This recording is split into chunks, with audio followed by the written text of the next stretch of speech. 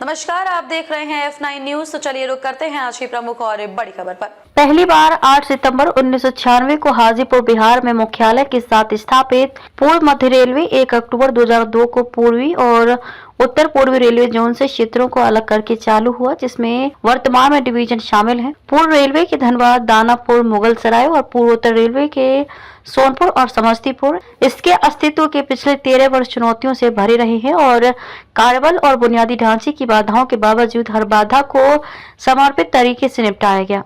ECR का 5402.693 track kilometre और 3707.988 root kilometre का विशाल नेटवर्क है, जो बिहार, झारखंड, उत्तर प्रदेश और मध्य प्रदेश राज्यों को कवर करता है। 3707.988 किलोमीटर मार्ग में से 1572.202 किलोमीटर मार्ग का विद्युतीकरण किया जा चुका है। ECR अपने विस्तार में लोगों के लिए जीवन रेखा रहा है और क्षेत्र के तेजी से विकास में महत्वपूर्ण भूमिका निभा रहा है।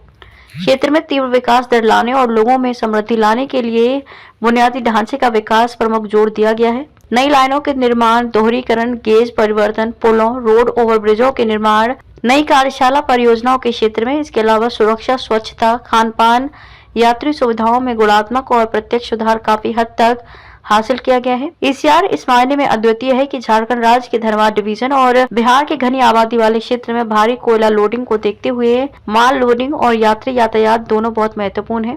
दोनों क्षेत्रों में तेजी से हो रहे विकास के कारण रेलवे के बुनियादी ढांचे को मजबूत करना जरूरी हो गया है। इसके अलावा ECR में अंतर्राष्ट्रीय यातायात के साथ नेपाल के लिए प्रवेश द्वार के रूप में कार्य करने की विशिष्टता भी है, जो नेपाल में निर्यात यातायात और यात्रियों की आवाजाही को पूरा करता है और इसके विपरीत भी। और इसी पूर्व मध्य रेलवे के पंडित दीनदयाल उपाध्याय के गया RPF में तैनात हैं। अजय प्रकाश निरीक्षक प्रभारी गया के पद पर इनके बारे में जितना बोला जाए वह कम है। इन्होंने तो नीचता की सारी हदें पार कर खुद को शेर समझ बैठे हैं। इनके कारनामों की बात करें तो इतनी लंबी चौड़ी लिस्ट है जो बता नहीं सकते। ये अपने अधिकारियों को गुमराह करने में बड़े माहिर खिलाड़ी हैं। इनके यहाँ एक महिला रेलवे सुरक्षा बल में कार्यरत आरक्षी थी, जिसका मानसिक दोहन कर उसे प्रताड़ित कर गया से सोनपुर स्थानांतरण अपने अधिकारियों को बोलकर करवाया है, जबकि शायद इनके अधिकारियों और इनको कानून की जानकारी शायद कम है। कभी भी किसी का स्थानांतरण पदस्थापना गुप्त रिपोर्ट के आधार पर नहीं किया जा सकता जब तक कि कोई साक्ष्य न हो या कोई प्रमाण इनके विरुद्ध न पाया गया हो। कोलकाता उच्च न्यायालय की अगर बात करें तो वहाँ एक मामला आया था जिसमें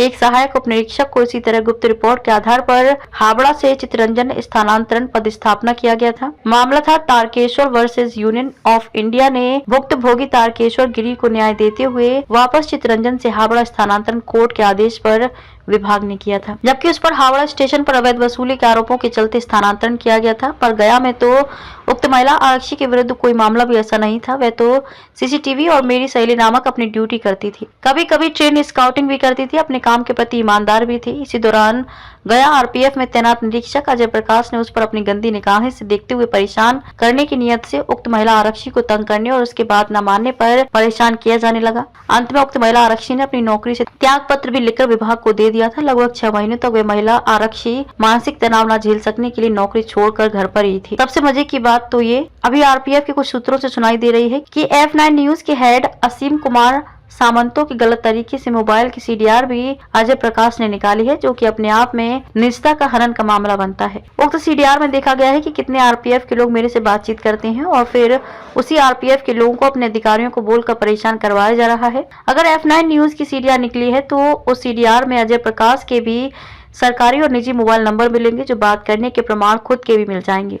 इसने F9 न्यूज के असीम कुमार सामंतों और कई इंस्पेक्टरों के साथ तस्वीरें भी अपने अधिकारियों को भेजी हैं। आखिर क्या साबित करना चाहते हैं अजय प्रकाश? ये अपने आप में एक सवाल है कि वे गलती करें और कोई कुछ बोले भी ना। इसी संदर्भ में उक्त महिला आरक्षी ने अजय प्रकाश इंस्पेक्टर RPF के खिलाफ एक मुकदमा भी अदालत में दायर किया है। इतना ही नहीं, अजय प्रकाश ने उक्त महिला के स्थानांतरण पदस्थापना सोनपुर होने के बाद उसके मस्टर रोल भी जानबूझकर नहीं भेज रहा है, जिससे उक्त महिला की तनख्वाह जो मिलनी थी अब तक नहीं मिली है। आखिर मनोज कुमार यादव साहब, आप मौन क्यों हैं? क्या आप RPF में आने के बाद अपनी पुलिसिंग को भूल गए हैं? वैसे तो आपकी ईमानदारी के लिए और सख्त पुलिसिंग के लिए पूरे हरियाणा में जाने जाते रहे हैं।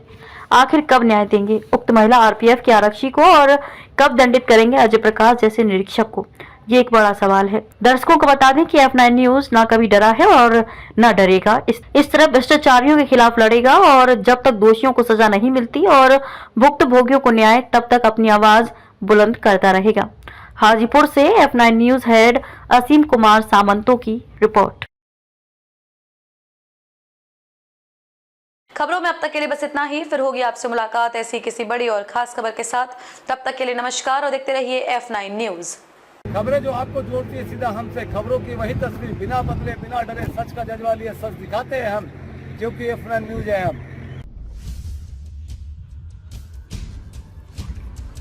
खबर बड़ी और खास होगी, असल वजह की तलाश होगी, दुनिया भर के हर गांव, शहर, गली, मोहल्ले पर नजर हमारी होगी।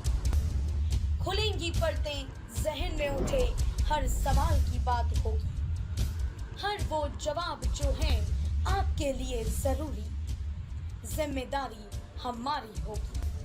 हमारी खबरों में कुछ हटकर होगी बात। देखिए सिक्के के दोनों पहलू F9 न्यूज के साथ।